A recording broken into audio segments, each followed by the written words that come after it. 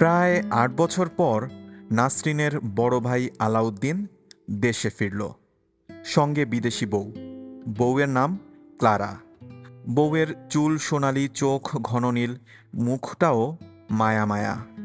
তবু মেয়েটাকে কারোরই পছন্দ হলো না। যে পরিমাণ আগ্রহ নিয়ে নাসরিন বড় ভাইয়ের জন্য অপেক্ষা করছিল ভাইকে দেখে, সে ঠিক ততখানি নিরাশ হলো। ৮ বছর আগে নাসরিনের বয়স ছিল ৯, এখন ১৭। ৯ বছর বয়সী চোখ এবং ১৭ বছর বয়সী চোখ একরকম নয়। ৯ বছর বয়সী চোখ সব কিছুই কৌতূহল এবং মমতা দিয়ে দেখে। ১৭ বছরের চোখ বিচার করতে চেষ্টা করে। তার বিচারে ভাইকে এবং ভাইয়ের বউকে দুজনকেই খারাপ লাগছে। নাসরিন দেখল তার ভাই আগের মতো চুপচাপ শান্ত ধরনের ছেলে নয়, খুব হইচই করা শিখেছে। স্ত্রীকে নিয়ে সবার সামনে বেশ আহ্লাদ করছে, ঠোঁট গোল করে হানি ডাকছে। অথচ হানি শব্দটা বলার সময় ঠোঁট গোল হয় না।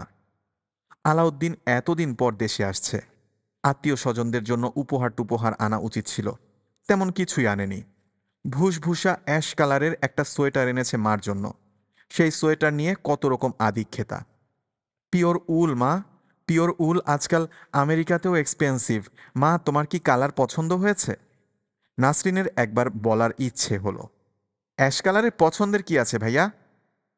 অবশ্য কিছু বলল না। তার মনটাই খারাপ হয়ে গেল। এতদিন পর আসছে, ভাই আর কি উচিত ছিল না মার জন্য একটা ভালো কিছু আনা? বাবার জন্য এনেছে ক্যালকুলেটর। যে বাবা রিটায়ার করেছে, চোখে দেখতে পায় না, সে ক্যালকুলেটর দিয়ে কি করবে? নাসরিনের বড় বোন শারমিন তার দুই যমজ মেয়েকে নিয়ে সুটকেস খোলার সময় বসেছিল। এই দুই মেয়েকে আলাউদ্দিন দেখেনি। চিঠি লিখে জানিয়েছে এই দুই মেয়ের জন্য একই রকম দুটা জিনিস আনবে, যা দেখে দুজনই মুগ্ধ হবে।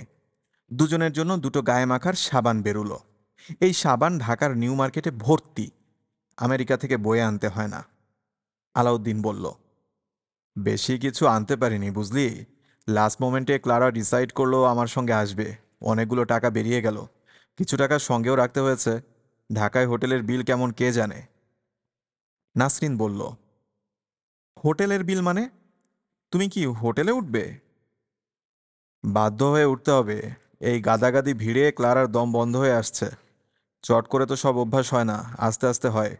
তোরা আবার এটাকে কোনো ইস্যু বানিয়ে বসবি না। তোদের কাজই তো হচ্ছে সামান্য ব্যাপারকে কোনো মতে ফুলিয়ে ফাঁপিয়ে ইস্যুতে নিয়ে যাওয়া। নাসরিনের চোখে পানি এসে গেল। তার আপন বড় ভাই তার সঙ্গে এমন ব্যবহার করবে সে স্বপ্নেও ভাবেনি। নাসরিনের চোখের পানি অবশ্য কেউ দেখতে পেল না। একটু আসছি ভাইয়া বলে সে চট করে উঠে গেল। বাথরুমে কিছুক্ষণ কাটিয়ে চোখ মুছে উপস্থিত হলো। আলাউদ্দিন তখন সুটকেস খুলে আরও কি সব উপহার বের করছে। অতি তুচ্ছ সব জিনিস। গাড়ির পেছনে লাগানোর জন্য স্টিকার, যেখানে লেখা হাগ ইয়োর কাইন্ড। তাদের গাড়ি কোথায় যে তারা গাড়ির পেছনে স্টিকার লাগাবে? কেউ অবশ্য কিছু বলল না। সবাই এমন ভাব করতে লাগলো যে গাড়ির স্টিকারটার তাদের খুব প্রয়োজন ছিল। আলাউদ্দিন বলল, নাসরিন, তোর জন্য তো কিছু আনা হয়নি। নাসরিন বলল, ভাইয়া আমার কিছু লাগবে না। তোকে বরং এখান থেকেই শাড়ি টাড়ি কিছু কিনে দেব। আচ্ছা। আলাউদ্দিন সুটকেস ঘাঁটতে লাগলো। তার ঘাটার ভঙ্গি দেখে মনে হয় সে আশা করছে কিছু একটা পেয়ে যাবে, যা নাসরিনকে দিতে পারলে শাড়ির ঝামেলায় যেতে হবে না। নাসরিনের লজ্জার সীমা রইল না। এই যে, জিনিস পাওয়া গেছে। হাসিতে আলাউদ্দিনের মুখ ভরে গেল। সবাই ঝুঁকে পড়ল সুটকেসের উপর। লিপস্টিকের মতো একটা বস্তু বেরোলো। আলাউদ্দিন বলল, নাসরিন, নে, এর নাম লিপ গ্লস। ঠোঁটে দিলে ঠোঁট চকচক করে, ঠোঁট ফাটে না। নাসরিন শুকনো গলায় বলল, থ্যাঙ্কস ভাইয়া। আলাউদ্দিন বিরক্ত গলায় বলল, গিফট হচ্ছে গিফট। গিফটের মধ্যে সস্তা দামি কোনো ব্যাপার না। বাঙালিদের স্বভাব হচ্ছে কোনো উপহার পেলেই হিসাব নিকাশে বসে যাবে, দাম কত কি। নাসরিন বলল, আমি কোনো হিসাব নিকাশ করছি না ভাইয়া, লিপ গ্লসটা আমার খুব পছন্দ হয়েছে। That's good. My god Nasrin, তোর ভাগ্য ভালো। আর একটা জিনিস পাওয়া গেছে। এনে, ওইজা বোর্ড। এতক্ষণ চোখেই পড়েনি। ওইজা বোর্ড আবার কি? আলাউদ্দিন লুডো বোর্ডের মতো একটা বোর্ড মেলে ধরল। চারদিকে এ থেকে জেড পর্যন্ত লেখা, মাঝখানে দুটা ঘর, একটায় লেখা ইয়েস, একটায় নো। এটা কি কোনো খেলা ভাইয়া? খেলাই বলতে পারিস, ভূত নামানোর খেলা। প্ল্যান চিটের নাম শুনিসনি? এটা দিয়ে প্ল্যান চিটের মতো করা যায়। কিভাবে? আরে এই যে লাল বোতামটা দেখছিস না, দুজন বা তিনজন মিলে খুব হালকাভাবে তর্জনী দিয়ে এটাকে টাচ করে রাখবি। কোনো রকম প্রেসার দেওয়া যাবে না। বোতামটাকে রাখবি বোর্ডের ঠিক মাঝখানে। ঘরের আলো কমিয়ে দিবি আর মনে মনে বলবি, if any good soul passes by, please come. তখন আত্মাটা বোতামে চলে আসবে, বোতাম নড়তে থাকবে। তখন কোনো প্রশ্ন করলে আত্মা জবাব দেবে। কিভাবে জবাব দেবে? বোতামটা অক্ষরগুলোর উপরে যাবে। কোন কোন অক্ষরের উপর যাচ্ছে সেটা খেয়াল রাখতে হবে। ভূতটার নাম যদি হয় রহিম, তাহলে প্রথমে যাবে আর, এরপর এ, তারপর এইচ। বুঝতে পারছিস? বোতামটা আপনা আপনি যাবে? না, আঙুল দিয়ে ছুঁয়ে রাখতে হবে। ভাইয়া, ভূত কি সত্যি সত্যি আসে? আরে দূর দূর, ভূত আছে নাকি যে আসবে? আমেরিকানদের এটা হচ্ছে পয়সা বানানোর একটা ফন্দি। এত সহজে আত্মা চলে এলে তো কাজই হতো। আলাউদ্দিন আমেরিকানদের স্বভাব চরিত্র সম্পর্কে মজার মজার গল্প করতে লাগলো। আলাউদ্দিনের মা রাহেলার মনে ক্ষীণ আশা। গল্প যেভাবে জমেছে তাতে মনে হয় না ছেলে বউকে নিয়ে হোটেলে যাবে। যদি সত্যি সত্যি যায় তাহলে তিনি মানুষের কাছে মুখ দেখাতে পারবেন না। এমনিতেই বিদেশি বউয়ের কথায় অনেকেই হাসাহাসি করছে। জামশেদ সাহেবের স্ত্রী গত সপ্তাহে এসে সরু গলায় বললেন, বাঙালি ছেলেরা বিদেশে গিয়ে যে বিদেশিনী বিয়ে করে ফেলে, ওইসব বিদেশিনীরা নিচু জাতের, ঝি জমাদারনি এইসব। ভদ্রলোকের মেয়েরা বাঙালি বিয়ে করতে যাবে কেন? ওদের গরজটা কি? রাহেলা ক্ষীণ গলায় বললেন, আপনাকে কে বলেছে? আরে বলবে আবার কে? এ তো সবাই জানে। বাঙালি ছেলেগুলোর সাদা চামড়া দেখে আর হুঁশ থাকে না। ওরা তো প্রথম প্রথম জানে না যে ওই দেশের ঝিয়ের চামড়াও সাদা, আবার মেতরানির চামড়াও সাদা। রাহেলা এইসব কথার কোনো জবাব দিতে পারেননি, শুধু শুনে গেছেন।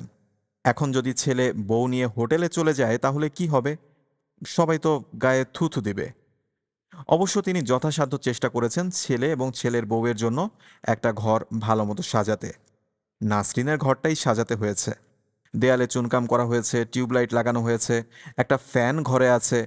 সেই ফ্যানে ঘটাং ঘটাং শব্দ হয় বলে নতুন একটা সিলিং ফ্যান কেনা হয়েছে। তারপরেও যদি ছেলে বউ নিয়ে হোটেলে ওঠে, তিনি কি আর করবেন? তার আর কি করার আছে? রাতের খাওয়া শেষ হবার সঙ্গে সঙ্গে আলাউদ্দিন বলল, আমরা তাহলে উঠি মা। রাহেলা ক্ষীণ গলায় বললেন, কোথায় যাবি? আলাউদ্দিন বিরক্ত গলায় বলল, কোথায় যাবি বলছো কেন মা? আগে ভাগে তো বলেই রেখেছি একটা ভালো হোটেলে উঠতে হবে। ক্লারা গত রাতে এক ফোঁটা ঘুমায়নি, বেচারি গরমে সিদ্ধ হয়ে গেছে। বাতাস নেই এক ফোঁটা। ফ্যান তো আছে। বাতাস গরম হয়ে গেলে ফ্যানে লাভ কি? তোমরা গরম দেশের মানুষ, ওর কষ্টটা কি বুঝবে? আমি নিজেই সহ্য করতে পারছিলাম না, আর ও।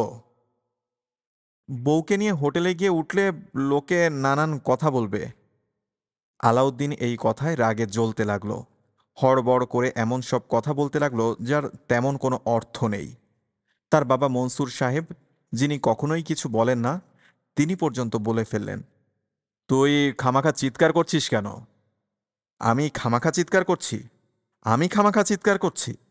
আমি শুধু বলছি লোকজনের কথা নিয়ে তোমরা নাচানাচি করো কেন? তোমরা যদি না খেয়ে মরো, লোকজন এসে তোমাদের খাওয়াবে? প্রতি মাসে $150 যে মানি অর্ডারটা পাও, সেটা কি লোকজন দেয়? বলো, দেয় লোকজন? মনসুর সাহেব দীর্ঘ নিঃশ্বাস ফেলে সিগারেট ধরিয়ে বললেন, যা, যেখানে যেতে চাস যা।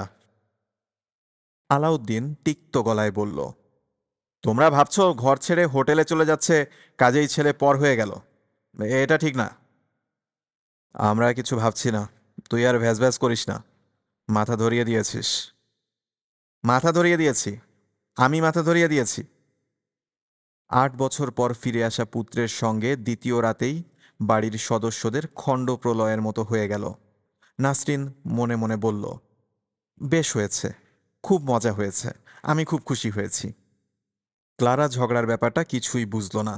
একবার শুধু ভ্রু কুঁচকে বলল, তোমরা এত চেঁচিয়ে কথা বলো কেন? বলেই জবাবের অপেক্ষা না করে বসার ঘরে টিকটিকি দেখতে গেল। বাংলাদেশের এই ছোট্ট প্রাণী তার হৃদয় হরণ করেছে। সে টিকটিকির 21টা ছবি এ পর্যন্ত তুলেছে। ম্যাক্রোলেন্স আনা হয়নি বলে খুব আফসোসও করছে। ম্যাক্রোলেন্সটা থাকলে ক্লোজ আপ নেওয়া যেত। খুব সঙ্গত কারণ এই গভীর রাত পর্যন্ত এ পরিবারের কোনো সদস্য ঘুমাতে পারল না। বারান্দায় বসে রাহেলা ক্রমাগত অশ্রুবর্ষণ করতে লাগলেন। এক সময় মনসুর সাহেব বললেন, আর কেঁদো না, চোখে ঘা হয়ে যাবে। তোমার ছেলের আশা ছেড়ে দাও। বিদেশি পেতনি বিয়ে করে ধরাকে সরা দেখছে, হারামজাদা। নাসরিন আজ ওর ঘরে ঘুমোতে পারছে। ঘরে ঢুকে তার মনটা খারাপ হয়ে গেল। কত আগ্রহ করে তারা সবাই মিলে ঘর সাজিয়ে দিয়েছে, তবু ভাইয়ার পছন্দ হলো না। এই ঘরটা কি হোটেলের চেয়ে কম সুন্দর হয়েছে? মাথার পাশে টেবিল ল্যাম্প, পায়ের দিকের দেয়ালে সূর্যাস্তের ছবি, খাটের পাশে মেরুন রঙের বেডসাইড কার্পেট। জানালা খুলে ফুল স্পিডে ফ্যান ছেড়ে দিলে খুব একটা গরম কি লাগে? কই, তার তো লাগছে না। তার তো উল্টো কেমন শীত শীত লাগছে। সে টেবিল ল্যাম্প জ্বালল। এত বড় খাটে একা ঘুমাতে কেন যেন অস্বস্তি লাগছে। ভাইয়া থাকবে না জানলে বড় আপাকে জোর করে রেখে দিত। নাসরিন দীর্ঘ নিঃশ্বাস ফেলল। আজ রাতটা তাদের জন্য খুব খারাপ রাত। আজ রাতে তাদের কারোরই ঘুম হবে না। একা একা জেগে থাকা খুব কষ্টের। ভূত নামালে কেমন হয়? ওই জাবর খুলে সে যদি বোতামটা হাতে দিয়ে ছুঁয়ে বসে থাকে, তাহলে কি কিছু হবে? যদি কোনো আত্মা চলে আসে ভালোই হয়, আত্মার সঙ্গে গল্প করা যাবে। মুশকিল হচ্ছে এই আত্মাগুলো আবার কথা বলে না, বোতাম ঠেলে ঠেলে মনের ভাব প্রকাশ করে। নাসরিন দরজা বন্ধ করে ওইজা বোর্ড নিয়ে বসল। তর্জনী দিয়ে বোতামটা ছুঁয়ে নরম গলায় বলল, আমার আশেপাশে যদি কোনো বিদেশি আত্মা থাকেন তাহলে তাদের মধ্য থেকে একজন কি দয়া করে আসবেন? যদি আসেন তাহলে আমার মনটা একটু ভালো হবে, কারণ আজ আমার মনটা খুব খারাপ। কেন খারাপ তা তো আপনারা খুব ভালো করেই জানেন। পুরো ঘটনার সময় নিশ্চয়ই আপনারা আশেপাশে ছিলেন, ছিলেন না? এই পর্যন্ত বলেই নাসরিন চমকে উঠল। ডান হাতটা একটু যেন কাঁপছে। বোতামটা কি নড়তে শুরু করেছে? অসম্ভব, হতেই পারে না। এ কি, বোতামটা এগিয়ে গেল কিভাবে? নাসরিন নিজেই হয়তো নিজের অজান্তে বোতাম ঠেলে ঠেলে নিয়ে গেছে। খানিকটা ভয় এবং খানিকটা অস্বস্তি নিয়ে নাসরিন অপেক্ষা করছে। হচ্ছেটা কি? বোতাম ইয়েস লেখা ঘরে কিছুক্ষণ থেমে আবার আগের জায়গায় ফিরে এলো। নাসরিন শব্দ করেই বলল, বাহ, বেশ মজা তো। পরবর্তী কিছুক্ষণ ইয়েস এবং নোতে বোতাম ঘুরতে লাগলো। নাসরিনের শুরুর ভয় খানিকটা কমে গেল, যদিও তখনও বুক ধকধক করছে। ওই যে বোর্ডে ইয়েস এবং নো ছাড়া আরও দুটো ঘর আছে। সেগুলি হচ্ছে আমি উত্তর দেব না, আমি জানি না, এবং বোতামটা এইসব ঘরেও মাঝে মাঝে এলো। প্রশ্ন এবং উত্তরগুলো ছিল এরকম, আপনি কি এসেছেন? হ্যাঁ। আপনি কি এই বাড়িতেই থাকেন? না। আপনি কোথায় থাকেন? আমি উত্তর দেব না। আজ আমাদের সবার মন খুব খারাপ, সেটা কি আপনি জানেন? না। কি জন্য আমাদের মন খারাপ সেটা কি বলবো? না। শুধু না না করছেন কেন? একটু শুনলে কি হয়? বলি। হ্যাঁ। তার আগে বলুন আপনার নাম কি? বোতামটা ঘুরতে ঘুরতে এক্স ঘরে গিয়ে থামল। নাসরিন বলল, এক্স দিয়ে বুঝি কারো নাম হয়? ঠিক করে নাম বলুন। প্রশ্নের উত্তরে বোতামটা এগিয়ে গেল আমি জানি না এই ঘরটার দিকে। নাসরিন আবার জিজ্ঞাসা করল, আপনি জানেন না মানে? আপনার কি নাম নেই? না। ভূতদের নাম থাকে না? আমি জানি না। সে কি, আমার তো ধারণা প্রেতাত্মারা সব জানে, আর আমি আপনাকে যাই জিজ্ঞেস করছি আপনি বলছেন আমি জানি না। আচ্ছা বলুন তো, 19কে 13 দিয়ে গুণ করলে কত হয়? আমি জানি না। আমিও জানি না, তবে আপনি যদি বলতেন তাহলে গুণ করে বের করতাম। আপনি কি গুণ অঙ্ক জানেন? হ্যাঁ। আচ্ছা, আত্মাদের কি অঙ্ক করতে হয়? বোতাম এক জায়গায় স্থির হয়ে রইল, উত্তর দিল না। নাসরিন বলল, আপনি কি আমার উপর রাগ করেছেন? হ্যাঁ। প্লিজ আমার উপর রাগ করবেন না। কেউ আমার সাথে রাগ করলে আমার খুব মন খারাপ থাকে। এমনিতেই আজ আমার খুব মন খারাপ। আপনি কি জানেন যে আমার মন খারাপ? হ্যাঁ। কেন মন খারাপ সেই ঘটনাটা বলি? বলবো? হ্যাঁ। নাসরিন আজ সারাদিনের ঘটনা বলতে শুরু করলো। বলতে বলতে দুবার কেঁদে ফেলল। তার কাছে একবারও মনে হলো না সে হাস্যকর একটা কাণ্ড করছে। এইসব গল্প বোতামটাকে বলার কোনো মানে আছে? নাসরিন ঘুমোতে গেল রাত ৩টায়। খুব চমৎকার ঘুম হলো। ঘুমিয়ে এত তৃপ্তি অনেক দিন সে পায়নি। তবে ঘুমের মধ্যে সারাক্ষণই মনে হলো একজন বুড়ো মানুষ তার গায়ে হাত রেখে শুয়ে আছেন। বুড়ো মানুষটার শরীরে চুরুটের কড়া গন্ধ। ভোর ৭টায় আলাউদ্দিন এসে উপস্থিত। সে ভোর হতেই বাসায় চলে আসবে রাহেলা তা ভাবেননি। আগের রাতের সব দুঃখ তিনি ভুলে গেলেন। হাসি মুখে বললেন, বৌমাকে আনলি না? ও ঘুমোচ্ছে। ঘুম ভাঙলে চলে আসবে। নোট লিখে এসেছি। আসতে পারবে একা একা? আসতে পারবে না মানে? কি যে তুমি বলো মা! ও কি আমাদের দেশের মেয়ে যে স্বামী ছাড়া এক পা ফেলতে পারবে না? তা তো ঠিকই। রাহেলা নাস্তার আয়োজনে ব্যস্ত হয়ে পড়লেন। আলাউদ্দিনকে এখন অনেক সহজ ও স্বাভাবিক মনে হচ্ছে। রান্নাঘরে মার পাশে বসে অনেক গল্প করতে লাগলো। নাসরিন এবং মনসুর সাহেবও গল্পে যোগ দিলেন। তুই তো ওই দেশেই থেকে যাবি? হ্যাঁ। এই দেশে আছে কি বলো? এই দেশে থাকলে তো মরতে হবে না খেয়ে। অনেকেই তো থাকছে।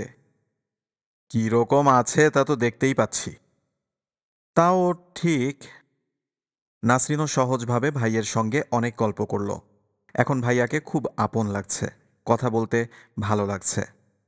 নাসরিন ভাইয়াকে বলল, ভাইয়া, কাল ওয়েজা বোর্ড দিয়ে ভূত এনেছিলাম। তাই নাকি? হ্যাঁ। আপনা আপনি বোতাম এক ঘর থেকে অন্য ঘরে যায়। আরে, তুই নিশ্চয় ঠেলেছিস। অনেস্ট ভাইয়া, মোটেই ঠেলিনি। তুই না ঠেললেও তোর সাবকনশাস মাইন্ড ঠেলেছে। আমি নিউজউইক পত্রিকায় দেখেছিলাম। পুরো ব্যাপারটাই আসলে সাবকনশাস মাইন্ডের। এমন সহজ স্বাভাবিক ভাবে যে মানুষটা গল্প করল, সেই আবার ঠিক সন্ধ্যাবেলা একটা ঝগড়া বাঁধিয়ে বসল। সাধারণ ঝগড়া না, কুৎসিত ঝগড়া। ব্যাপারটা এরকম। ক্লারা খাবার পানি চেয়েছে। নাসরিন গ্লাসে করে পানি দিয়েছে। এক চুমুকে সেই পানি খেয়ে ক্লারা বলল, থ্যাঙ্কস, খুব ভালো পানি। ক্লারা এখন কিছু কিছু বাংলা বলার চেষ্টা করে। আলাউদ্দিন বলল, ফোটানো পানি দিয়েছিস তো? Boiled water? না ভাইয়া, ট্যাপের পানি। কেন? তোদেরকে কি আগে বলিনি সবসময় বয়েলড পানি দিবি? পানি ফুটিয়ে পরে বোতলে ভরে রাখবি। সামান্য কথাটা মনে থাকে না? বয়স যত বাড়ছে তোর বুদ্ধিতে কি তত কমছে? নাসরিনের মুখ কালো হয়ে গেল। মনসুর সাহেব মেয়েকে রক্ষা করার জন্য বললেন, একবার মাত্র খেয়েছে, কিছু হবে না। আমরা তো সবসময় খাচ্ছি। তোমাদের খাওয়া আর ক্লারার খাওয়া এক হলো? মাইক্রো অর্গানিজম খেয়ে খেয়ে তোমরা ইমিউন হয়ে আছো। ও তো আর হয় নাই।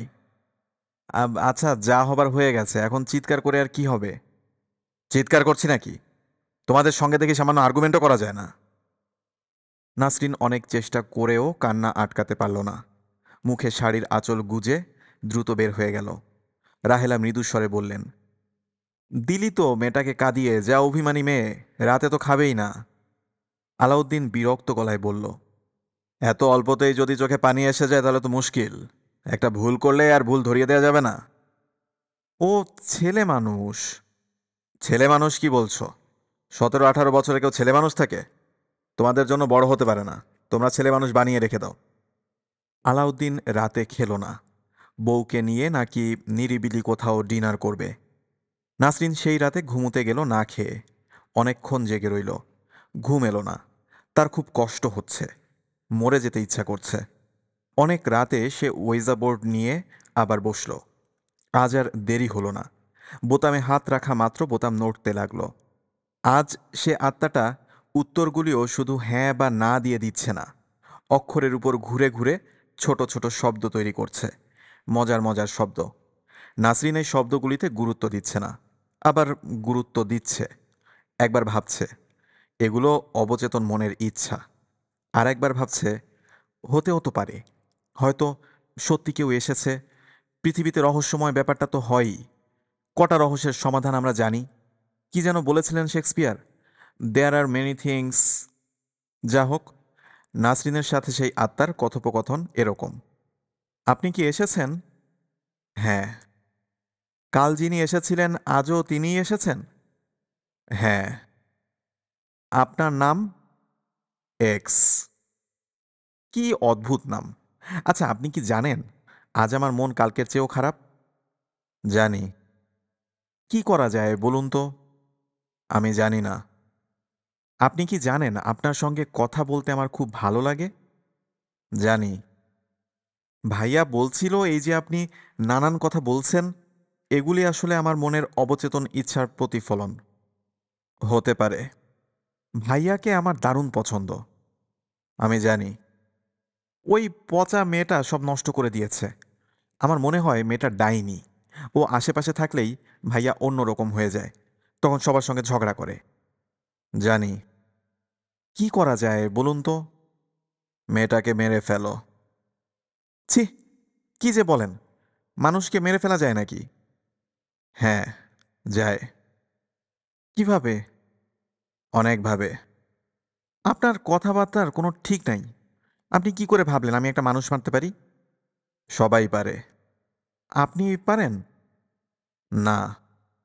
আপনি পারেন না কেন? আমি জানি না।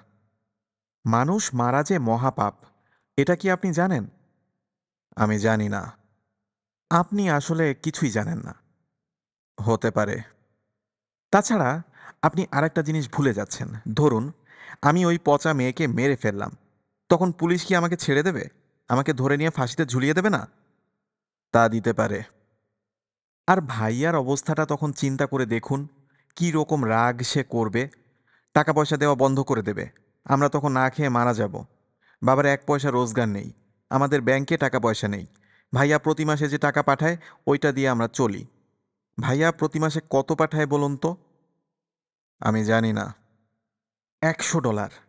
$100 বাংলাদেশি টাকায় কত হয় তা জানেন? না। বেশি না, ৩,৫০০। মা এবার কি ঠিক করে রেখেছেন জানেন? মা ঠিক করে রেখেছেন ভাইয়াকে বলবে আরও কিছু বেশি টাকা পাঠাতে। $100 হচ্ছে না। জিনিসপত্রের যা দাম। আপনাদের তো আর কোনো কিছু কিনতে হয় না। আপনারা আছেন সুখে, তাই না? আমি জানি না। আচ্ছা, আপনার কি মনে হয় ভাইয়া টাকার পরিমাণ বাড়াবে? আমি জানি না। না বাড়ালে আমাদের খুব কষ্টের মধ্যে পড়তে হবে। আমার কেন জানি মনে হচ্ছে বাড়াবে না। বিয়ে করেছে, খরচ বেড়েছে, তাই না? হতে পারে। টাকা না বাড়ালে কি হবে বলুন তো? আমার এক ভাই আছে, জসিম ভাইয়া, চিটাগংয়ে থাকেন। তার টাকা পয়সা ভালোই আছে, কিন্তু সে আমাদের একটা পয়সা দেয় না। আমরা যদি না খেয়ে মরেও যাই, ফিরে তাকায় না। কি করা যায় বলুন তো? ক্লারাকে মেরে ফেলা যায়। বারবার আপনি এক কথা বলেন কেন? আপনার কাছে বুদ্ধি চাচ্ছি। ওকে মেরে ফেলাই একমাত্র বুদ্ধি। যান, আপনার সাথে আর কথাই বলবো না। নাসরিন ওইজাবোর্ড বন্ধ করে ঘুমুতে গেল। আজ আর গত রাতের মতো চট করে ঘুম এলো না। একটু যেন ভয় ভয় করতে লাগলো। ওইজাবোর্ড টেবিলের উপর রাখা হয়েছে। তার কাছেই একটা চেয়ার। নাসরিনের কেন জানি মনে হচ্ছে চেয়ারে ওই মিস্টার এক্স বসে আছেন। বুড়ো ধরনের একজন মানুষ, যার গায়ে চুরুটের গন্ধ। ওই বুড়ো মানুষটার একটা চোখ ছানি পড়া, গায়ে চামড়ার কোট। সেই কোটেও এক ধরনের ভ্যাপসা গন্ধ। নাসরিন কাউকে দেখতে পাচ্ছে না, কিন্তু তার স্পষ্ট মনে হচ্ছে কেউ একজন আছে। নাসরিন ভয়ে ভয়ে বলল, আপনি কি আছেন? চেয়ার নড়ে উঠল। সত্যি নড়ল, না মনের ভুল? নাসরিন ক্ষীণ স্বরে বলল, আপনি দয়া করে বসে থাকবেন না, চলে যান। যখন আপনাকে দরকার হবে আমি ডাকব। আবার চেয়ার নড়ল। নিশ্চয়ই মনের ভুল। নাসরিনের বড় ভয় লাগছে। জুন মাসের এই প্রচণ্ড গরমের রাতেও একটা চাদরে সারা শরীর ঢেকে সে শুয়ে রইল। ঘুম এলো একেবারে শেষ রাতে। তাও গাঢ় ঘুম না, আজে বাজে সব স্বপ্ন। একটা স্বপ্ন তো খুবই ভয়ঙ্কর। তার শাড়িতে দাউ দাউ করে আগুন জ্বলছে। সে অনেক চেষ্টা করছে আগুন নেভাতে, পারছে না। যতই চেষ্টা করছে, আগুন আরও ছড়িয়ে পড়ছে। একজন বুড়ো মতো লোক চুরুট হাতে পুরো ব্যাপারটা দেখছে, কিন্তু কিছুই করছে না। টাকার পরিমাণ বাড়ানোর দাবি রাহেলা অনেক ভনিতার পর করলেন। বলতে তার খুবই লজ্জা লাগলো, কিন্তু কোনো উপায় নেই। আলাউদ্দিন তখন চা খাচ্ছিল। চায়ের কাপ নামিয়ে বিস্মিত গলায় বলল, টাকা বাড়াতে বলছো? হ্যাঁ। $100 তোমাদের হচ্ছে না? না। তোমরা কি পাগল টাগল হয়ে গেলে? আমেরিকায় কি আমি টাকার চাষ করছি? ট্রাক্টর দিয়ে জমি চষে টাকার চারাগাছ বুনে দিচ্ছি তাই মনে হচ্ছে? রাহেলা ক্ষীণ স্বরে বললেন, সংসার অচল। সংসার তো আমারটারও বেশি অচল। বিয়ে করেছি, নতুন সংসার, অ্যাপার্টমেন্ট নিয়েছি। একটা জিনিস নেই অ্যাপার্টমেন্টে। ক্লারা অফিস করে, তার একটা আলাদা গাড়ি দরকার। তোমাদের টাকা তো বাড়াতে পারবোই না, বরং কিছু কমিয়ে দেব বলে ভাবছি। আমাদের চলবে কিভাবে? জসিম ভাইকে বলো, তারও তো কিছু দায়িত্ব আছে। সে তো গায়ে ফু দিয়ে ঘুরছে। রাহেলা দীর্ঘ নিঃশ্বাস ফেললেন। আলাউদ্দিন বিরক্ত স্বরে বলল, এরকম ঘন ঘন দীর্ঘ নিঃশ্বাস ফেলবে না। নিঃশ্বাস ফেললে সমস্যার সমাধান হয় না। নাসরিন ওইজা বোর্ড নিয়ে বসেছে। রাত প্রায় 2টো। আজ অন্য দিনের মতো গরম নয়। সন্ধ্যাবেলায় তুমুল বর্ষা হয়েছে। আকাশ মেঘলা। বিদ্যুৎ চমকাচ্ছে। আরও হয়তো বৃষ্টি হবে। বৃষ্টির ছাট আসছে বলে জানালা বন্ধ। নাসরিনের কথোপকথন, আপনি আছেন? হ্যাঁ। আমাদের কি বিপদ হয়েছে শুনেছেন? না। ভাইয়া টাকা পয়সা বেশি তো পাঠাবেই না, বরং আরো কমিয়ে দেবে। ও আচ্ছা। কি করব আমরা বলুন তো? মেয়েটাকে মেরে ফেলো। এইটা ছাড়া বুঝি আপনার মাথায় আর বুদ্ধি নেই? না, এটা সবচেয়ে ভালো বুদ্ধি। আপনার সঙ্গে আমার কথা বলতে ইচ্ছা করছে না। শুনে দুঃখিত হলাম। আচ্ছা, ওই দিন আপনি আমাকে ভয় দেখালেন কেন? আপনি কি ওই চেয়ারটায় বসেছিলেন? আমার মনে হয় আপনি এখনো চেয়ারটায় বসে আছেন। ক্লারাকে আগুনে পুড়ে মারলে কেমন হয়? আপনি আজে বাজে কথা বলবেন না তো। আচ্ছা, বলুন তো, ওই দিন কি আপনি চেয়ারে বসেছিলেন? তুমি একটু সাহায্য করলেই হয়। কি সাহায্য? যখন আগুন জ্বলে উঠবে, তখন এই ঘরের দরজা তুমি বাইরে থেকে বন্ধ করে দেবে। আপনার কথাবার্তার আগামাথা কিছুই বুঝতে পারছি না। আগুন লাগার পর মেয়েটা যাতে বেরুতে না পারে। কি বলছেন আপনি? আগুন লাগার পর সে ছুটে বের হতে চাইবে। তখন তাকে শুধু আটকানো, অল্প কিছুক্ষণ আটকে রাখা। চুপ করুন তো। ভালো বুদ্ধি দিচ্ছি। আপনার বুদ্ধি চাই না। তুমি আমার বন্ধু। না, আমি আপনার বন্ধু নই। আজ রাতে নাসরিন এক পলকের জন্য চোখ এক করতে পারল না। মনে মনে ঠিক করে ফেলল, ওই যে বোর্ডটা ভোর হতেই আগুন দিয়ে পুড়িয়ে ফেলবে। কি সর্বনাশের কথা! বোতামটা এমন অদ্ভুত কথা বলছে কেন? আগামীকাল রাত 2টার ফ্লাইটে আলাউদ্দিন চলে যাবে। শেষ রাতটা এ বাড়িতে থাকবার জন্য এসেছে। দীর্ঘদিন হোটেলে থাকায় তাকে বেশ লজ্জিতও মনে হচ্ছে। আজ রাতটা থাকতে তেমন কষ্ট হবে না। বর্ষা শুরু হয়েছে। আবহাওয়া আর অসহনীয় নয়। ঝুম বৃষ্টি হচ্ছে। আলাউদ্দিন বসার ঘরে সবার সঙ্গে গল্প করছে। গল্প বেশ জমে উঠেছে। প্রথম দিকে আমেরিকায় যে কী সব বিপদে পড়েছিল তার গল্প। প্রতিটি গল্পই আগে অনেকবার করে শোনা, তবু সবাই খুব আগ্রহ করে শুনছে। ঘরে ইলেকট্রিসিটি নেই। বিকেলে ঝড় বৃষ্টির সময় ইলেকট্রিসিটি চলে গিয়েছে, এখনও আসেনি। আজ রাতে আর আসবে বলে মনে হয় না। ঝড় বৃষ্টি এখনও হচ্ছে। বাতাসের শো শো শব্দ, বৃষ্টির ঝমঝমানি, দমকা হাওয়ার ঝাপটা। চমৎকার পরিবেশ। একটিমাত্র হারিকেন, সেটা বসার ঘরে। হারিকেন ঘিরে সবাই বসে আছে। ক্লারা ওদের গল্পে কোনো মজা পাচ্ছিল না। ঘন ঘন হাই তুলছিল।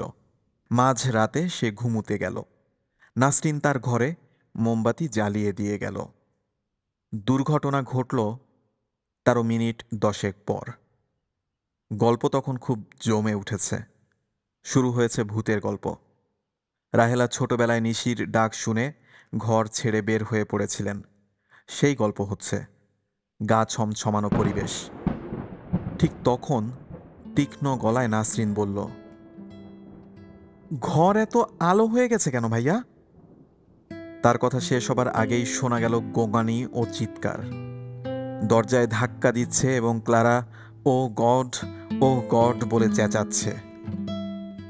সবাই ছুটে গেল শোবার ঘরের দিকে। দাউ দাউ করে আগুন জ্বলছে। দুর্ঘটনা তো বটেই, দুর্ঘটনা ছাড়া কিছুই নয়। বাতাসে মোমবাতি কাত হয়ে পড়ে গিয়েছিল নেটের মশারিতে। সেখান থেকে ক্লারার নাইট গাউনে সিনথেটিক কাপড় মুহূর্তের মধ্যে জ্বলে উঠল। খুবই সহজ ব্যাখ্যা, শুধু একটি ব্যাপার ব্যাখ্যা করা যাচ্ছে না। ক্লারার ঘরের দরজা বাইরে থেকে বন্ধ ছিল। কেউ একজন বাইরে থেকে শিকল তুলে দিয়েছিল। আগুন লেগে যাবার পর ক্লারা প্রাণপণ চেষ্টা করেছে ঘর থেকে বেরুতে পারেনি। চিৎকার করে দরজা খুলতে বলেছে। ঝড় বৃষ্টি এবং বজ্রপাতের সঙ্গে তার চিৎকারও কেউ শোনেনি। ব্যাকুল হয়ে শেষ মুহূর্তে সে ঈশ্বরকে ডাকছিল। ঈশ্বর মানুষের কাতর আহ্বানে সাধারণত বিচলিত হন না।